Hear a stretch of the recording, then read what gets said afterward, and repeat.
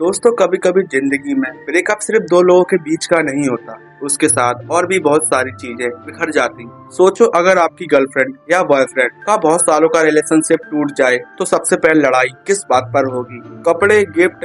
नहीं भाई, यहाँ बात होती है एक बिल्ली की। हाँ, मैं बात कर रहा हूँ उसी फिल्म की जो अभी हाल ही में रिलीज हुई है। मूवी की शुरुआत होती है एक अजीब से सीन से।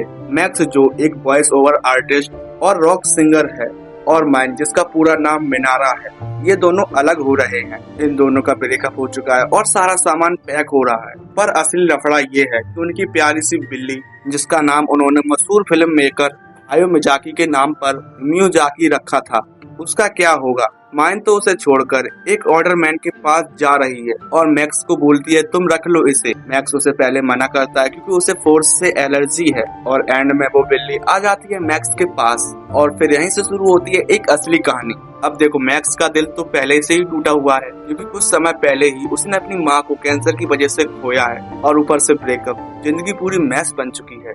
घर में एक छोटी सी बिल्ली जिसका ध्यान रखने एक कैट सिस्टर आती है। फिर करो जो उसकी जिंदगी का एक इम्पोर्टेंट हिस्सा बनने लगती है। पर पिक्चर में मजा तब आता है जब हमें पता चलता है कि सिर्फ मैक्स की लाइफ खराब नहीं चल रही है, बल्कि उसके घर के बाकी मर्दों की भी कहानी ऐसी ही चल रही है। मतलब फिल्म का एक सबसे बड़ा स्ट्रॉन्ग डायलॉग्स है, first time all of us are single, कि पहली बार बाप, बेटा और दादा तीनों एक साथ सिंगल हैं।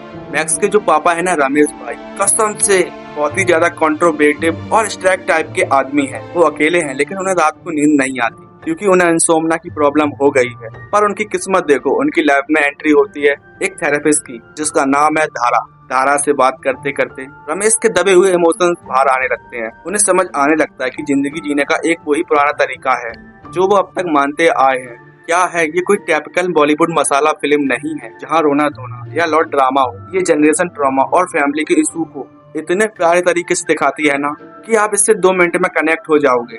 एक तरफ मैक्स अपनी हेलरिंग के सफर पर है और दूसरी तरफ उसके दादाजी हैं, श्रीधर, जो एक नर्सिंग होम में रहते हैं।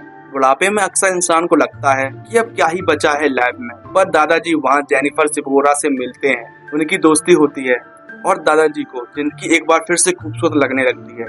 मतलब आप सोचो, एक तरफ यंग जनरेशन का ब्रेकअप और करियर की टेंशन है, बीच की जनरेशन यानी रमेश की पुरानी सोच से लड़ना है, और दूसरी तरफ ओल्ड एज में लॉन्लीनेस का दर्द। तीनों जनरेशन अलग अलग दौर से गुजर रही और सबकी मंजिल एक ही है, हेल्थिंग और सेल्फ एक्सपेक्टेशन।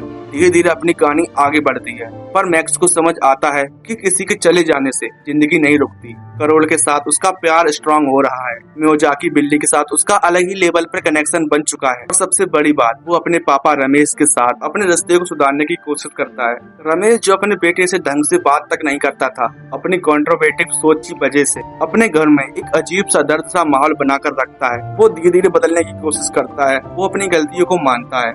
फिल्म हमें ये नहीं दिखाती कि ये सब ठीक सिर्फ एक रात में हुआ है, बल्कि ये दिखाती है कि बदलाव के लिए पहले खुद को बदलना पड़ता है। एंड में हमें मूवी एक बहुत ही प्यारा मैसेज देकर जाती है, लाइफ एक माइंड की तरह है या किसी आवाज की तरह, उसे पकड़ नहीं सकते, बस महसूस कर सकते हैं। तो ओवरले, अगर आपको ऐसी ही मूवी पसंद है जो दिमाग पर बोझ नहीं डालती बल्कि एक दिल को सुकून दे देती है, तो मैक्स, माइन एंड मियाजाकी की मूवी एक बार जरूर चेकआउट करना। अगर आपने इसका ट्रेलर देख लिया है तो मुझे कमेंट सेक्शन में जरूर बताना कि आपकी लाइफ की म्यूजिक कौन है। तो आप मुझे कमेंट सेक्शन में जरूर बताना कि आपकी लाइफ की म्यूजिक कौन है।